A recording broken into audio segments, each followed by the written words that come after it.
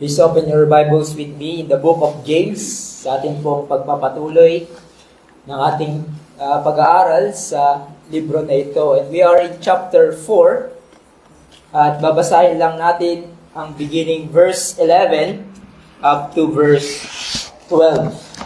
James chapter 4, 11 to 12. It says, Do not speak evil against one another, brothers. The one who judges speaks against a brother or judges his brother. Or a brother or judges his brother speaks evil against the law and judges the law.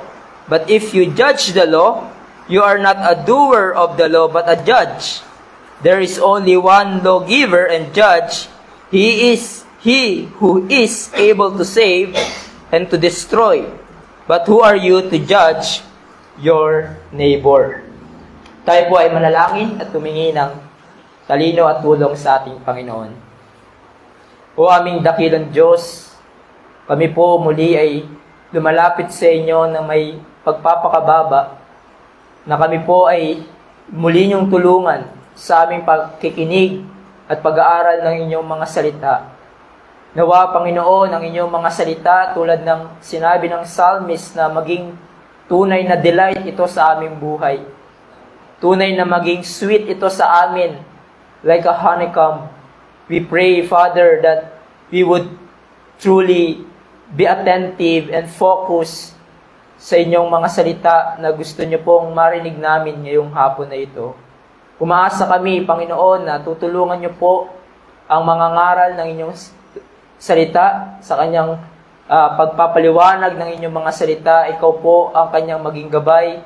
Bigyan niyo po siya ng kalakasan, ng sapat na talino, Panginoon, sa mga bagay na kanyang ipapaliwanag. Ganon din, Panginoon, ang mga nakikinig. Ay tulungan niyo po sila, O Diyos, na tunay na isa puso at isa isip, Panginoon, ang bagay na kanilang napapakinggan. At sa inyong biyaya, O Diyos, ay meron silang kasiglahan na i-apply ito sa kanilang buhay. Sa lahat ng ito, kami po ay umaasa sa inyo, O Panginoon. In Jesus' name. Amen. In our passage today, we come now to the portion kung saan in-address muli ni James ang problem ng kanyang mga sinulatan kung bakit sila nagkakaroon ng conflict with each other. Sa mga nakaraang pag-aaral ay nakita natin yung mga factors kung bakit nagkaroon ng pagtatalo o kaguluhan sa kanilang fellowship. We have seen the root of those conflicts. Nakita natin na merong bitter jealousy, merong pride and selfish ambition na namamayani sa kanilang puso, and they started to embrace the wisdom of the world na nagresulta din ng conflict sa kanilang relationship sa bawat isa. At ang mabigat pa nito pati din sa Diyos.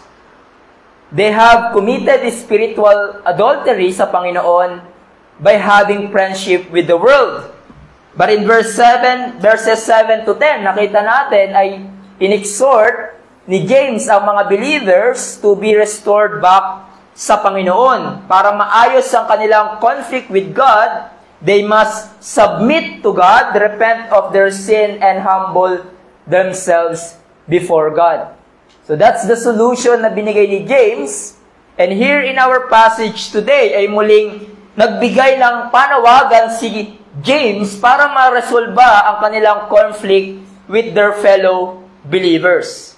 And here James addressed the sin of slander and judging others wrongly. Dahil ito ang nakikita ni James na nagiging dahilan ng kanilang conflict to one another at pagkasira ng kanilang pagkakaisa. Slander and judging others are poisons that can be injected in the church that will cause divisions and conflicts inside the church.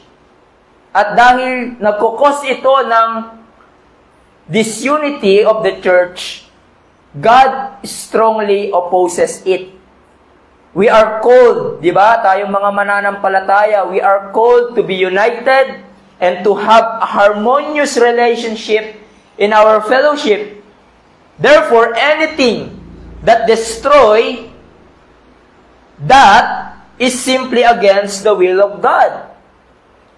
And so, James, as caring leader to these readers na nagnanais ng kanilang pagkakaisa, for it is the will of God, address the issue na nagkukos ng kanilang divisions and conflicts, and that is the sin of slander and judging others wrongly.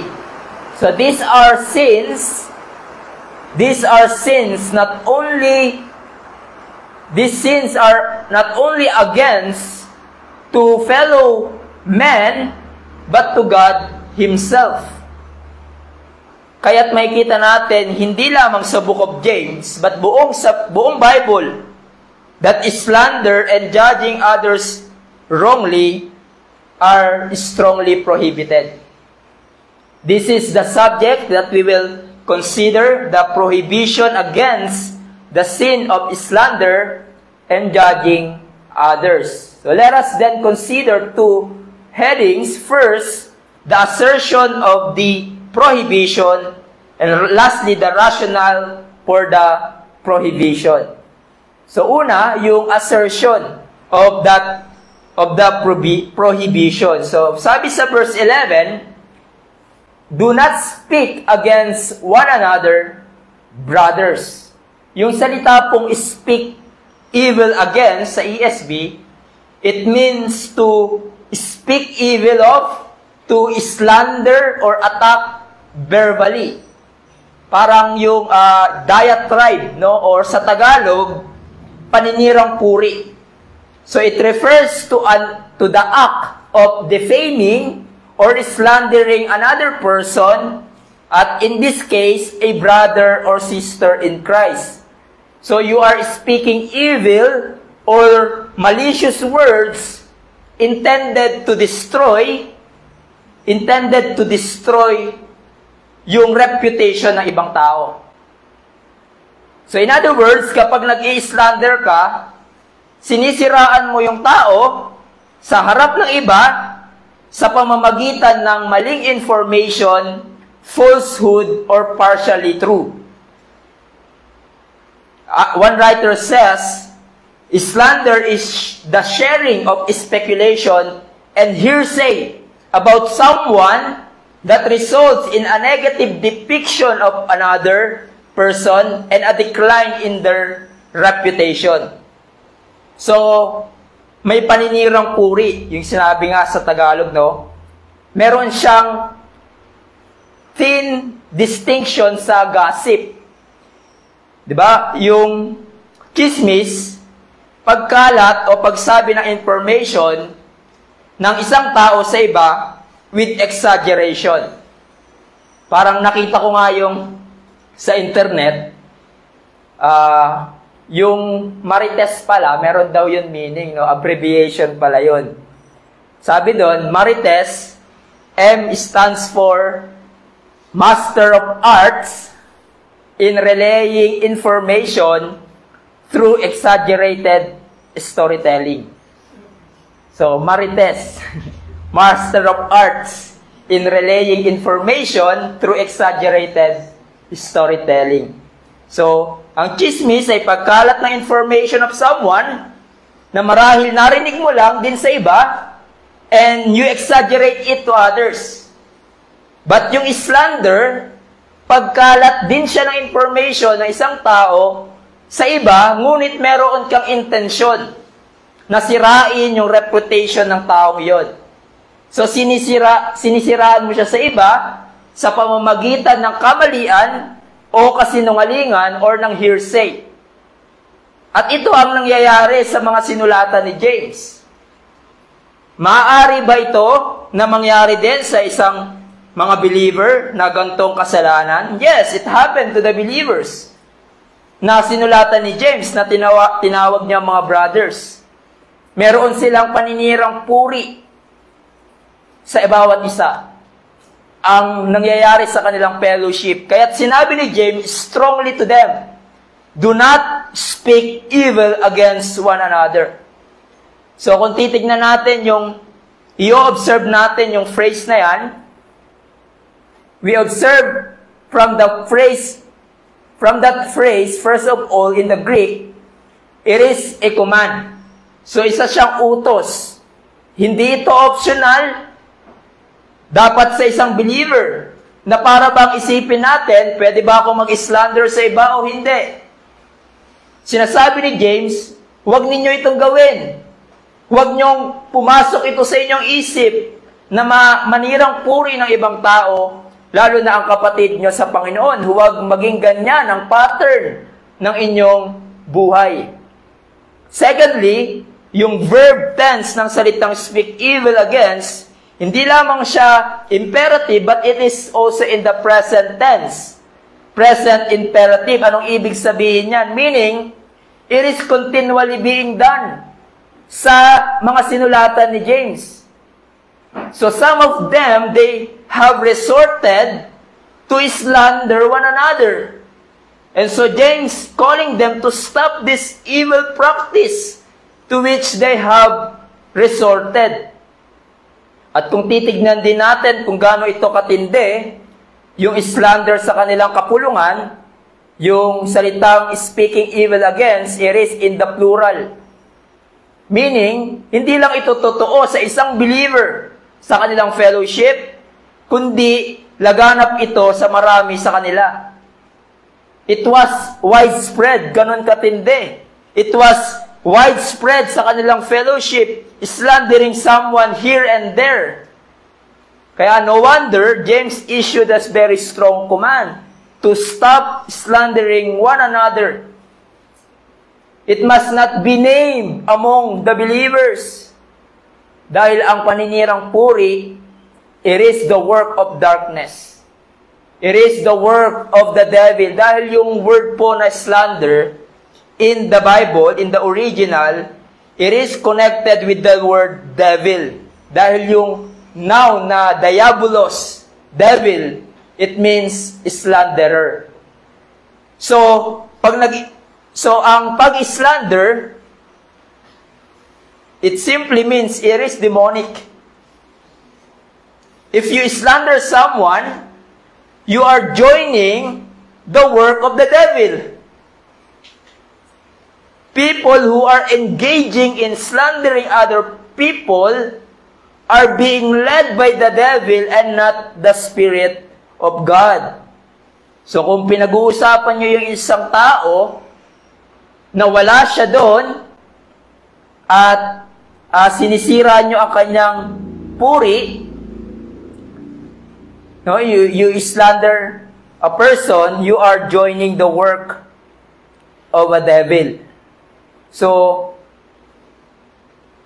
kung pinag-uusapan yung isang tao, absent siya doon sa usapan, and you say words against that person na hindi factual, hindi totoo, fake news, just an speculation, you make up words para pumangit ang image niya sa ibang tao, that's slandering a person. And you are participating in the works of darkness because that's what the devil has been doing. Some think, di ba, na hindi big deal ang pag-slander ng ibang tao to defame others. But you know, kung ginagawa mo yan, ginagawa mo yung trabaho ng dyablo. And God hates that kung makita niya ito sa ating fellowship. Lalo na sa ating nagsasabing mga anak ng Diyos. God hates slandering. And He strongly opposes it. Why? Because slandering one another, lalo na sa ating fellowship, will divide and destroy the unity of the church. Ang kalooban ng Diyos, magkaroon tayo ng pagkakaisa, a growing love for one another. We are even called to eagerly maintain the unity of the Spirit in the bond of peace. And so any works that will divide our unity by slanderous speech is devilish and strong, and God strongly opposes it. And so mga kapatid, we need to be careful sa ating mga pag-uusap. Kung meron nang pumapasok na slanderous word sa ating mga pag-uusap, it must be stopped immediately. Kung meron ng sharing of a speculation against a person or hearsay about someone that results to decline their reputation, it must be stopped immediately. Now, tatanungin natin, why people slander? O kahit yung mga mananampalataya, bakit ba yung iba naninirang puri? Well, James told us the root of that in verse 16 of chapter 3. Sabi doon, for where jealousy and selfish ambition exist, there will be disorder and every vile practice. So in other words, slander flows out from the heart na merong bitter jealousy sa isang tao. Meron kang inggit sa tao, and so sisiraan mo siya sa iba. Meron kang selfish ambition at kayabangan, kaya't ini-slander mo ang isang tao sa iba. At ang extreme, at ang resulta nito ay extremely terrible because slander can destroy the unity of the church. It can result in broken relationship. It can result to a divided families and disharmony in the fellowship of the believers. And you know what? It can be very discouraging na makita na dahil sa slander, nasira ang friendship at ang pagkakaisa.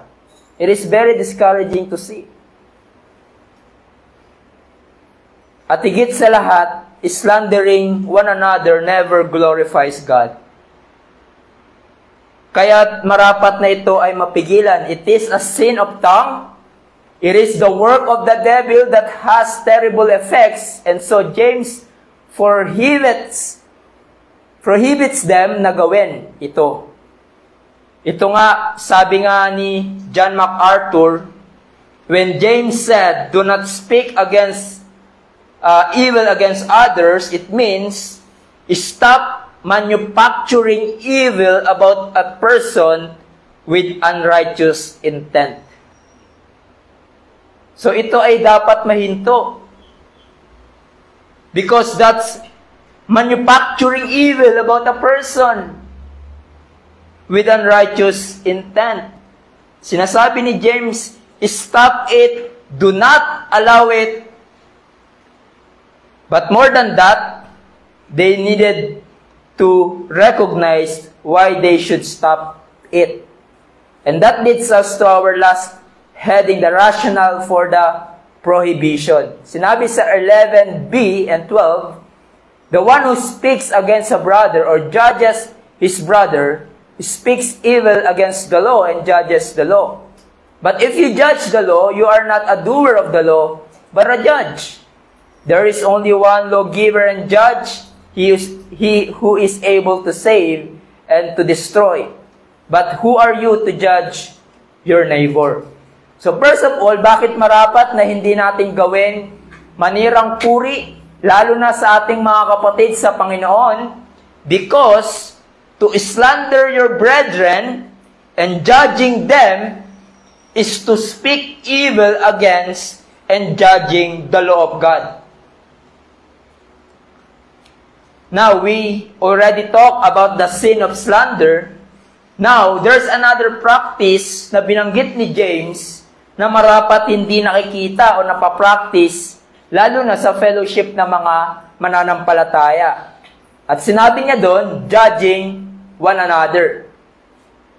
So notice that the sin of slander keeps close company with the sin of judging others. So, magkasama silang dalawa.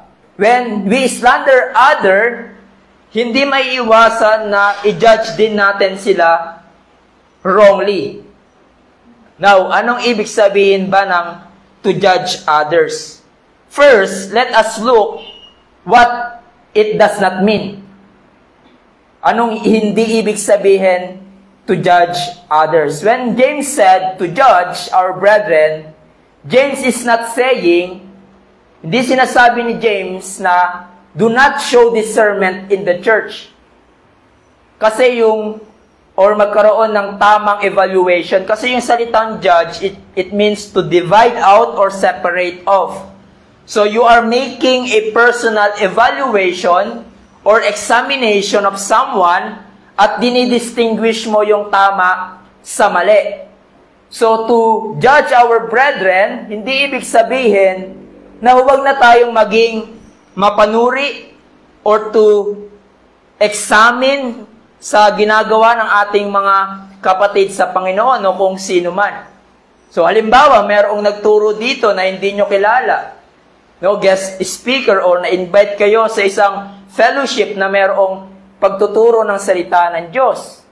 So, you judge the person speaking, ginajudge mo siya in a sense na ini-evaluate mo kung totoo ba yung sinasabi niya or hindi.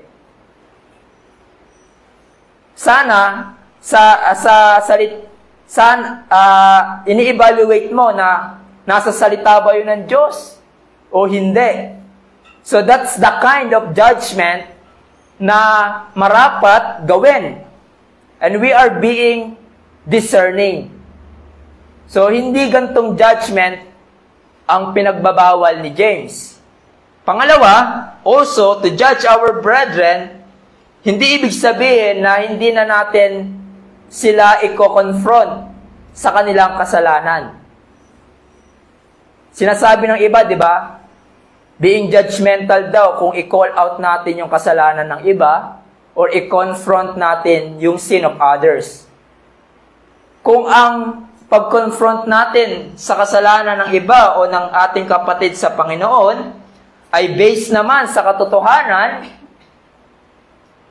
hindi lang hearsay, yung ginawa niya sa iyo ay malinaw na paglabag sa salita ng Diyos or lihis sa salita ng Diyos, it is not being judgmental in a wrong way.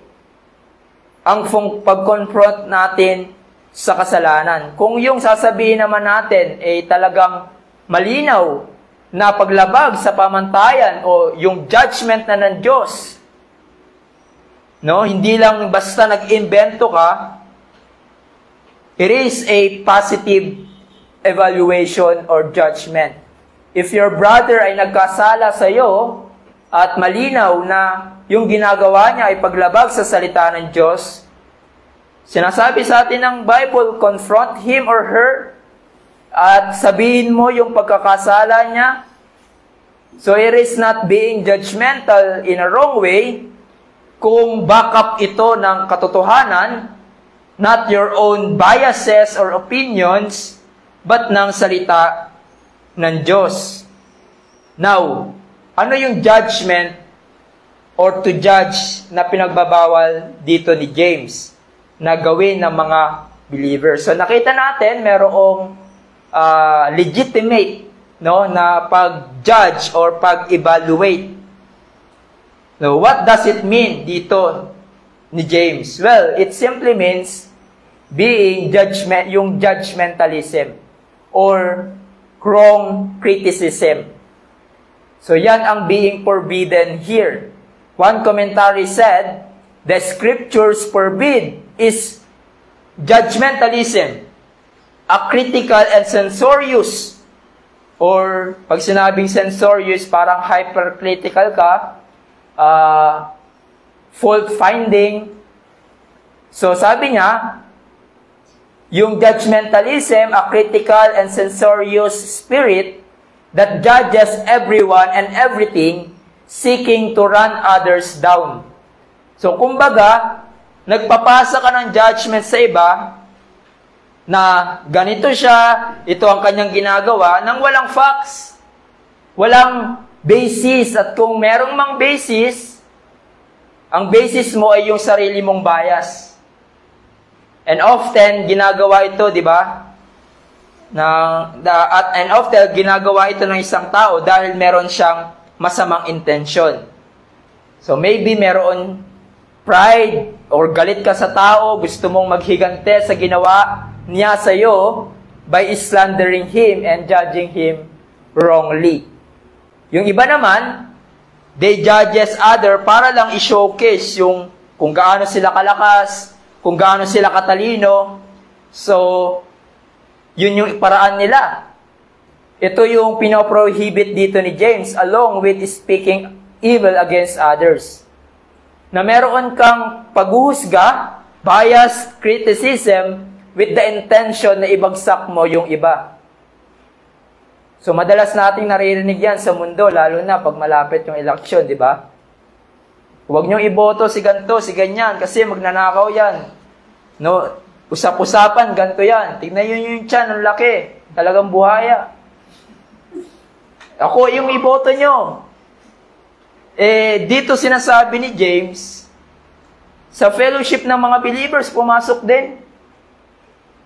Merong sharing of negative information ng iba without facts, without the truth of the Word of God as being a standard of what is right and wrong.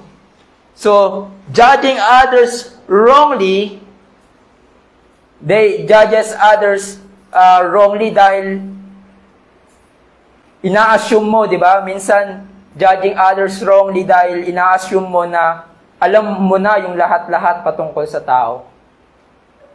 At alam mo yung motive ng tao sa kanyang ginagawa, and so you are making a conclusion about a person based sa nakikita mo lang or you are being biased sa iyong sarili. Na sinasabi mo na ganito siya, ganyan siya dahil at the root is talagang meron kang maling intensyon. So, meron ngang kwento si Pastor Steve Cole, no, na aking nabasa. He told the story ng kanyang assistant.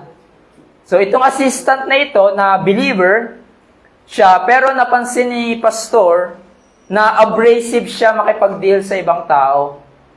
So, parang medyo harsh, magaspang yung kanyang pag-treat to others. At kailangan niyang mag-grow sa ganong area na hindi ganun dapat ang kanyang pag-treat sa iba.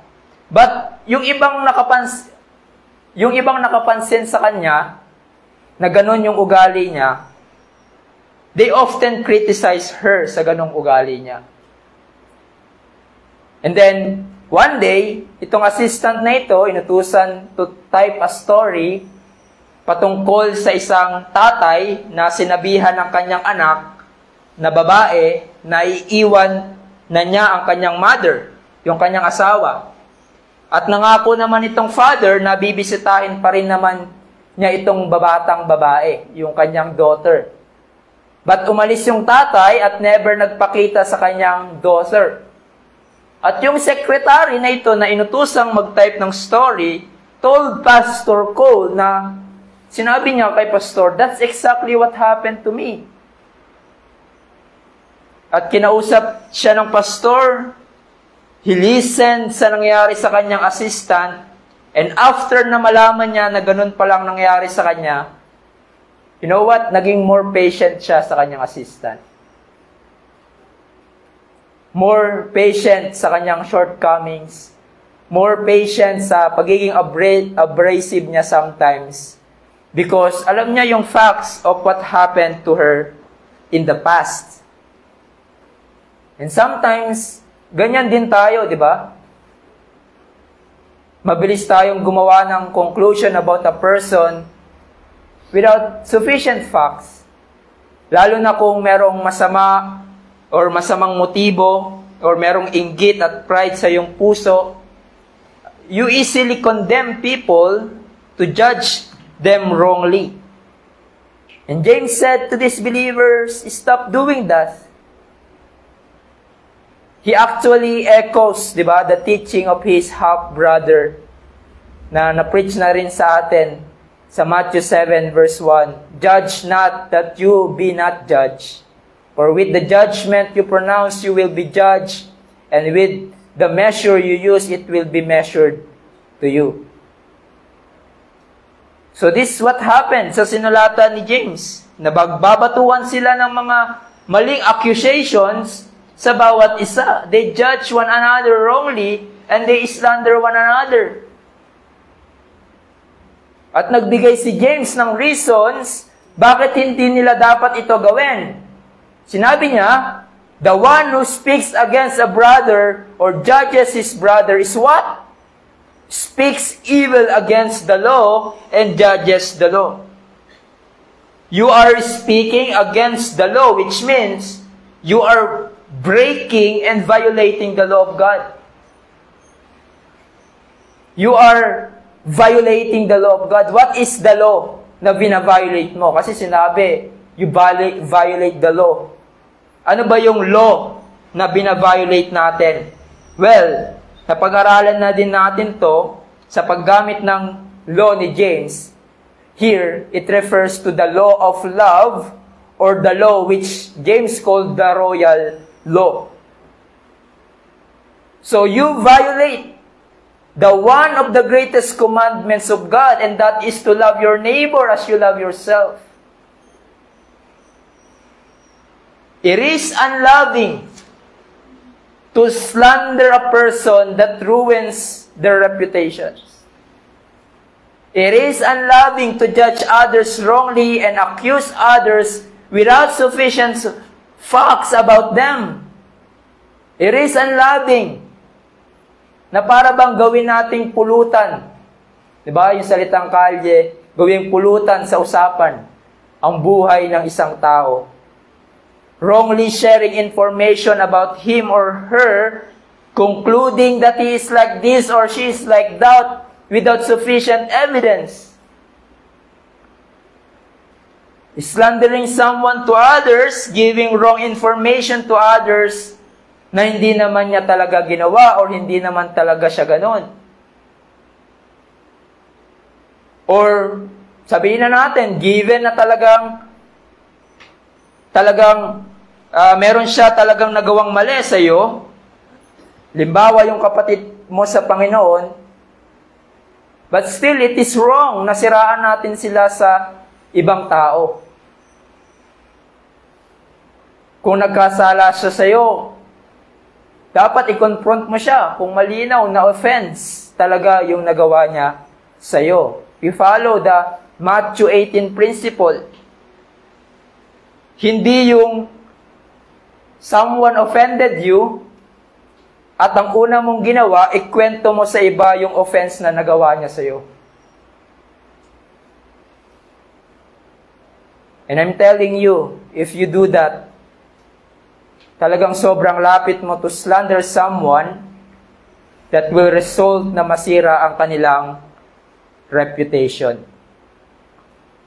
At kung puro negative ang lumalabas sa iyong bibig, paninirang puri in telling to others what she or he did to you, that's judging your brother and sister wrongly. And so James reminds the believers, if you do that, slandering your brethren and judging them wrongly, di ka lang nagkakasala laban sa iyong kapatid, nagkakasala ka din laban sa Diyos, sa utos ng Diyos. Because ang kalooban ng Diyos, dapat maging loving tayo, forgiving, forbearance, lalo na kung tayo ay mananampalataya. If we are truly disciples of Christ, that will manifest, love will manifest in our lives by loving our brethren. So hindi tayo ang source dapat ng fake news na ikinasisira ng ibang tao. lalo na ang ating mga kapatid sa Panginoon.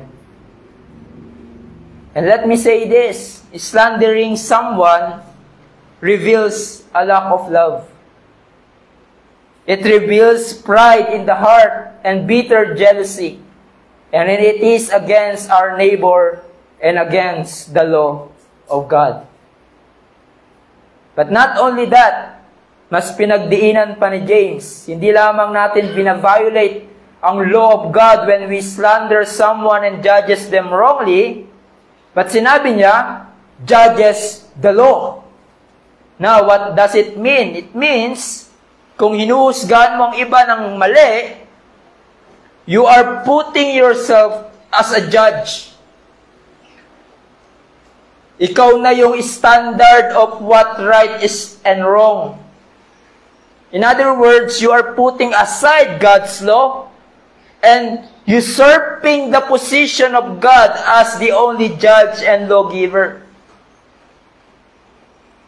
Kumbaga, you are assuming the place of God. One writer says that the believer who takes it on himself to be the judge of what another does usurps the place of God. The slanderer and those who judge wrongly put aside the law of God and thus places himself on the same level as God. Kung sinisiraan mo ang puri ng ibang tao and you judges them wrongly, you condemning your brothers, you are saying to yourself, ako yung masusunod. Ako yung batas. Ako yung standard kung anong dapat gawin at hindi gawin ng taong ito. When you judge someone at sinasabi mo sa iba, alam mo, si brother or si sister, ganito siya, dapat ganito ginagawa niya, hindi siya dapat ganon, mali talaga yung ginagawa niya. Kung ako yun, ganito gagawin ko. When you slander and judge someone like that, what you are actually saying, I am the law. I am the judge. I am in charge. Disregarding what God says, disregarding the truths, my opinion, my judgment, ang dapat nangingibabaw. Basically, you are saying, you are above the law. You have made yourself a judge of what is right and wrong, instead of obeying God and doing what is right. That's what you are doing if you wrongly judge other person. Hindi mo na sinusunod ang batas ng Diyos to love your neighbor as you love yourself. Ang ginagawa mo pa, you have taken a position above the law. Ganito katindi ang kasalanan na ito sa harap ng Diyos. No wonder sinabi ng ating Panginoong Yesus, judge not, that you be not judged. Kaya nga, every false accusations, every wrong judgment, ang ibato natin sa iba, pananagutan natin yan sa harap ng Diyos. On the day of judgment, Jesus said, people will give account for every careless word they speak. And that includes slandering someone and judging others wrongly. We will give an account for every careless words. Then James reminds his reader, who is the only judge and lawgiver. He said, verse 12, there is only one lawgiver and judge, he who is able to save and to destroy. But who are you to judge your neighbor? Sinasabi ni James, God is the true judge, a perfect judge. At ang kanyang paghusga ay perfect dahil siya ang nagbigay ng law at dahil ang Diyos din ang perfect na nakakakita ng laman ng ating puso at intention. Kaya He can perfectly judge us with perfect justice because He sees all. Tayo, we cannot do that. Kaya't dapat mag-iingat tayo basta-basta, di ba? Mag-pass ng judgment sa iba nang walang basihan ng sinasabi ng salita ng Diyos o judgment ng Diyos. Dahil wala tayong katulad ng access ng Diyos sa laman ng puso ng tao or sa intensyon ng tao. I remember yung kwento ng isang pastor. I forgot to said it. Pagkatapos niyang mag-preach ng pastor na ito, gusto siyang kamayan ng isang matagal nang uma-attend na visitor yun. Dahil na-bless siya sa preaching ni pastor. So, nung kakamayan na ng member yung itong matagal na bumibisita na ito, umiwas yung pastor, hindi siya kinamayan at nagmadaling umalis. Mula noon, hindi na umattend yung member. Yung visitor na ito at kwento sa iba na, alam nyo, yung pastor dyan, suplado yung pastor dyan. Hindi namamansin, walang time makipag-usap sa iba. Then, nagkaroon ng pagkakataon yung pastor na makausap itong matagal na uma-attend na visitor. Tinanong siya, bakit hindi na siya uma-attend? Then, sinabi nung visitor na ito na na-offend siya one Sunday. Dahil hindi mo man lang ako kinamayan, pastor, at kinausap nung nilapitan siya ng taong ito. Tinanong nung pastor, anong Sunday ba yun nangyari yun? Sinabi niya yung date. Then naalala nung pastor, yun yung time na may diarrhea siya. Kaya pala nagmamadaling umalis. Hindi suplado si pastor. Masama yung tiyan. You see, we can easily pass judgment, di ba? Na ganito kang tao, based sa limited information lang na alam natin o na-experience natin sa tao. So, mahirap na manghusga tayo basta-basta ng mali dahil hindi tayo Diyos. Alam talaga natin yung laman ng puso ng isang tao. Kaya nga sinabi ni James, don't judge one another wrongly. Dahil kung gawin mo yan, parang nilalagay mo ang sarili mo sa posisyon ng Diyos. Na ikaw yung standard na dapat gawin ng isang tao, at hindi niya dapat gawin. Sinasabi ni James, don't do that because there's only one judge and lawgiver, and that is God. God alone who gave the law, the standard of righteousness. And He is also the one who will judge man by that law. Yung salitang lawgiver is only used here in the New Testament, and it means the one who gives or sets the law. In other words, God is the supreme lawgiver. Yung batas ng Diyos, yung pamantayan ng dapat gawin ng isang tao at hindi niya dapat gawin, at hindi yung opinion natin sa ibang tao na dapat niyang sundin o gawin ng walang basihan. At dinagdag pa ni James, God is the one who is able to save and to destroy, meaning God alone. God alone has the authority to apply the law and enforce it, at siya ang may karapatang magparusa sa atin kung lumabag tayo sa kanyang batas. At kaya din ng Diyos i-deliver tayo from the penalty of the law. He has the power to destroy man bilang parusa sa kanilang paglabag sa batas ng Diyos. And He is able to save. Yung salitang destroy is a very strong word. It does not mean to annihilate, but it means to punish man forever in hell.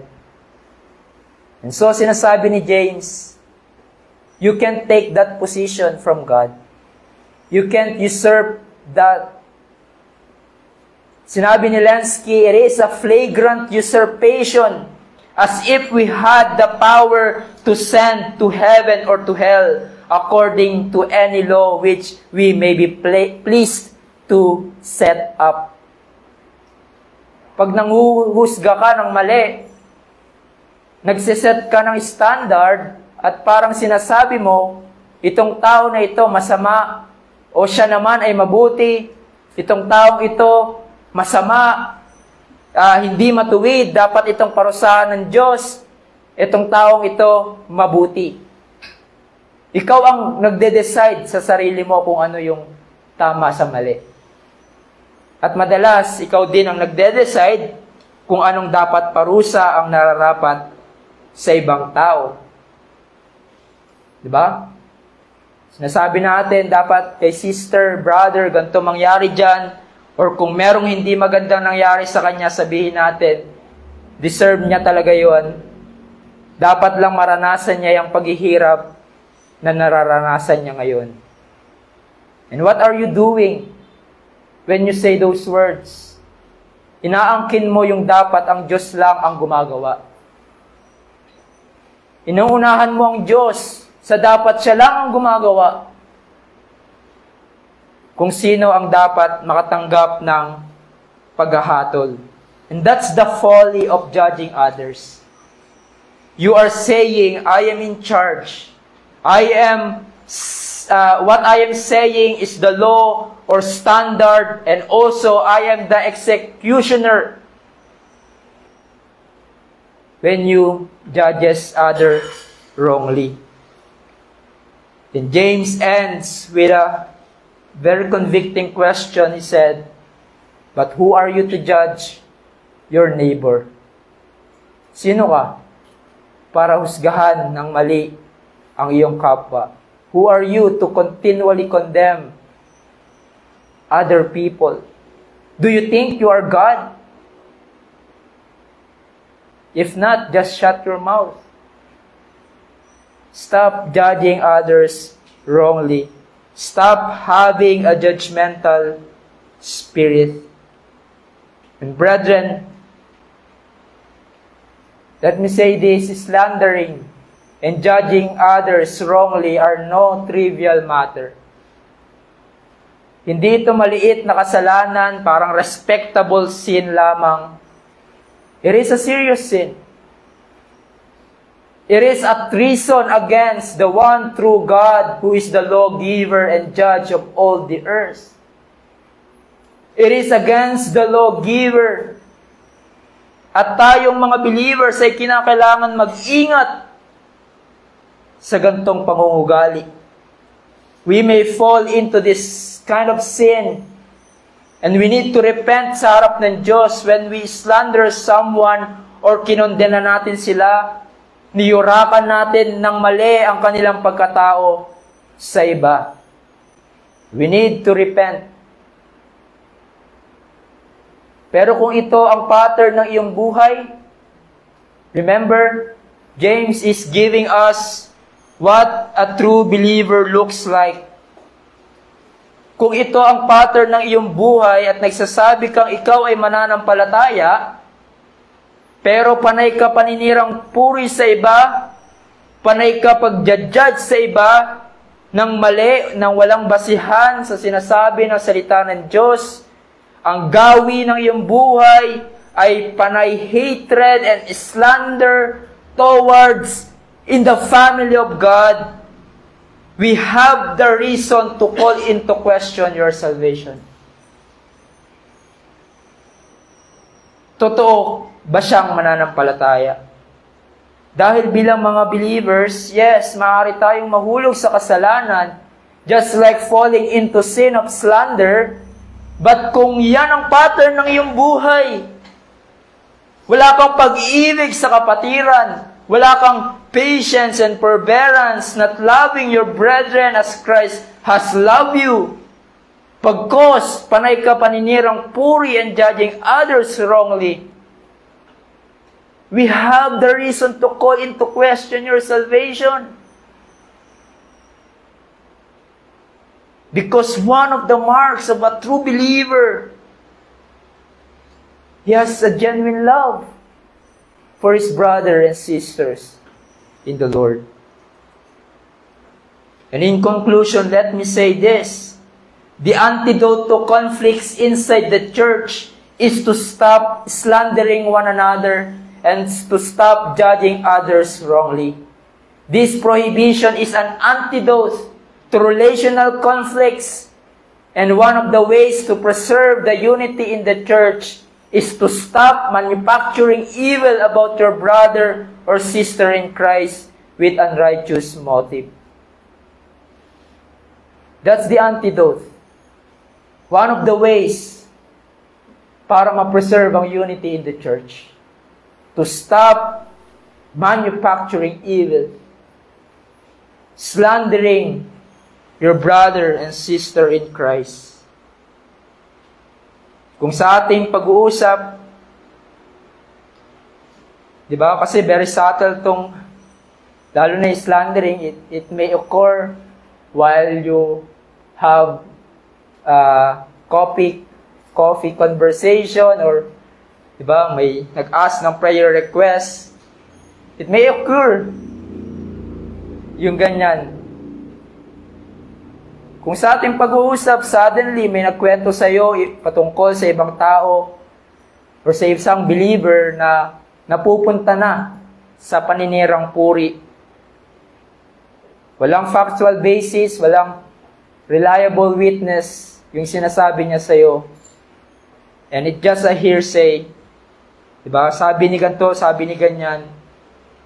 We must eliminate that kind of conversation. Or in a gracious manner, sabihin mo sa nagsasalita na yon na kailangan niyang ihinto ang kanyang sinasabi. Because that's slandering a person. At kung gawin natin yan, that would prevent many fires that ruins relationships. It will prevent us sa maraming fires, sa maraming distractions that will ruin our relationship. If you would notice, this points us back to the sin of the tongue. Nakita natin, di ba? How destructive an evil tongue is. It can destroy relationships and unity of the church.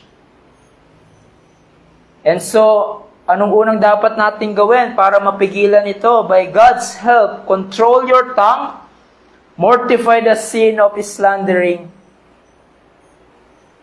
Katulad ng sinabi ni MacArthur, to control the sin of slandering others, we must recognize the seriousness of sinning against the supreme lawgiver and judge. Recognize it, brethren. Kailangan nating i-recognize that slandering and judging others wrongly are no trivial matter. Kung para sa mundo, that's normal, right? Siraan dito, siraan there. Condemning others here and there without factual basis. Spreading fake news. But for us believers, we must be different. We don't recklessly condemn others. Even if someone wronged us and slandered us, hindi tayo parang nangangati ang ating mga kamay na gumanti by slandering others or condemning them. But rather, sometimes we need to ipaubaya natin sa Diyos ang paghahatol. Ipaubaya natin sa Diyos ang vengeance. Dahil meron ng hatol ang Diyos sa kanyang ginawa. At ito ay kanyang pananagutan sa harap ng Diyos. Remember also, brethren, God holds us responsible for every words we speak, and especially the words spoken against our fellow men. Kaya nga sinabi ni Paul in Romans 14:10 and following, why do you pass judgment on your brother? Or you, why do you despise your brother? For we will all stand before the judgment seat of God. For it is written, as I live, says the Lord, every knee shall bow to me, and every tongue shall confess. So then each of us will give an account of himself to God. We will give an account. sa lahat ng ating paninirang puri at judging others wrongly. For you, my friends, marahil sabihin mo sa iyong sarili, well, never pa ako nag-slander ng tao. Never pa ako nag-judge ng wrong sa isang tao. And you are thinking you are safe from God's judgment.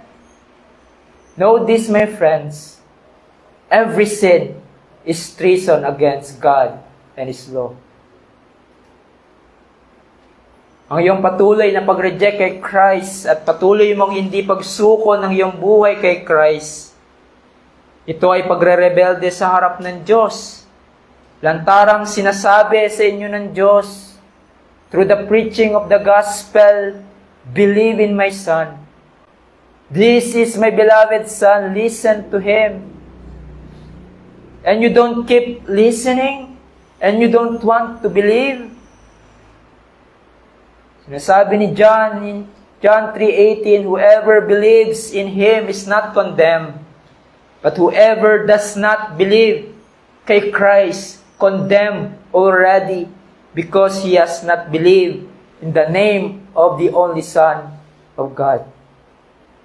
May hatol ng Diyos sa iyo kung ikaw ay hindi pa din nagsusuko ng iyong buhay kay Jesus. You are condemned already.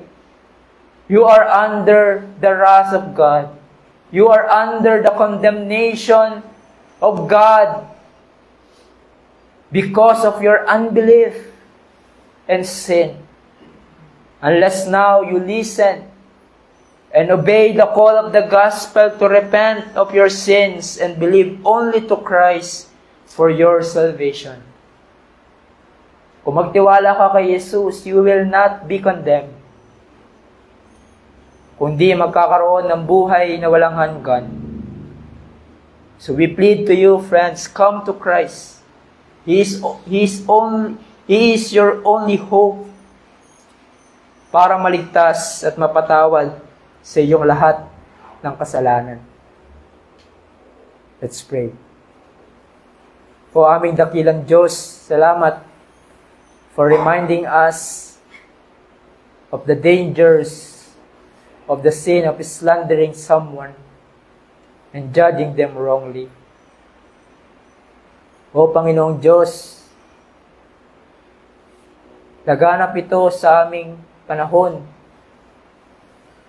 At ang nakakalungkot, Panginoon, minsan ay nagiging laganap din sa church. So Lord, preserve us. Help us, Panginoon, spare us from this kind of poisons, Panginoon, that can be injected in our church.